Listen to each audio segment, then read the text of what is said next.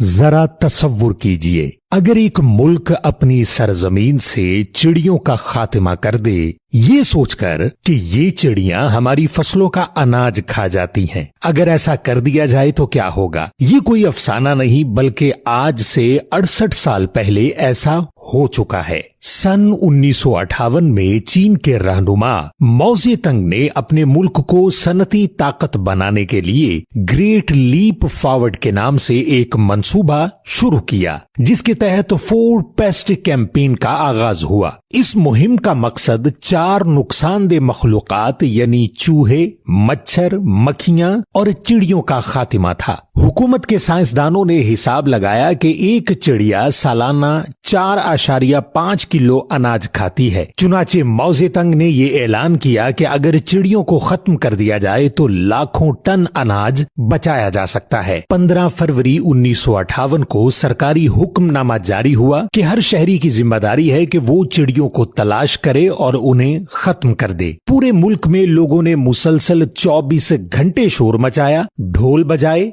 दरख्तों पर चढ़कर अंडे तोड़े, जहरीले दाने और जाल बिछाए, यहाँ तक कि स्कूलों में बच्चों के दरमियान मुकाबले हुए कि कौन ज्यादा चिड़ियां मार सकता है। पहले साल में तकरीबन 1.5 अरब चिड़ियां हलाक कर दी गईं, जिससे चीन का आसमान सुनसान और चहचहाहट बंद हो गई। लेकिन 1959 में इस फैसले के तबाहकुन नताइज सामने आने लगे जब फसलों पर टिड्डी दल और दूसरे कीड़ों का हमला शुरू हो गया। क्योंकि एक चिड़िया सिर्फ 4.5 किलो अनाज ही नहीं खाती थी बल्कि सालाना 15,000 से जायद नुकसानदेह कीड़े भी खा जाती थी। सैकड़ों एकड़ फसलें टिड्डियों से ढक गईं और सब्ज खेत एक रात में बंजर जमीन बन गए। 1959 से 1961 के दरमियान चीन तारीख के बदतरीन कहत से गुजरा, जिसे 3 तल्ख साल कहा जाता है, जिसमें सरकारी आदादोशुमार के मुताबिक 1.5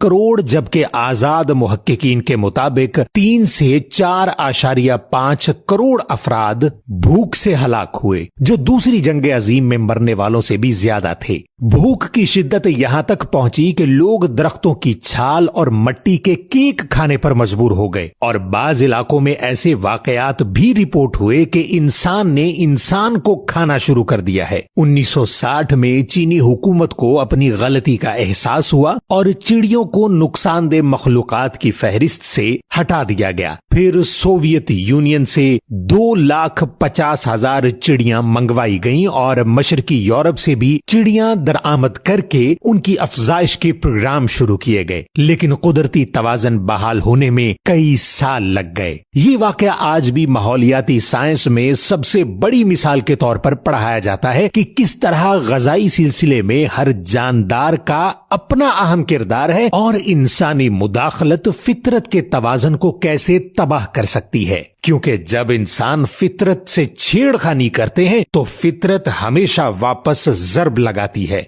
और चिड़ियों के कत्लेआम के बदले 4 करोड़ इंसानी जिंदगियों को खा जाती है। तो इंसान को याद रखना चाहिए कि इस कायनात में एक जर्रा भी बगैर फायदे के पैदा नहीं किया गया। हर चीज, हर जर्रा इंसान की जरूरत है, लेकिन इर्तिका की वजह से उस फायदे तक पहुंचने में वक्त लग जाता है। क्या आप चीन में होने वाले इस वाक़े को पहले जानते थे? कमेंट्स में जरूर बताएं और मजीद ऐसी मालूमाती वीडियोस के लिए अब्दुल मन्नान ऑफिशियल को फॉलो जरूर कर लें।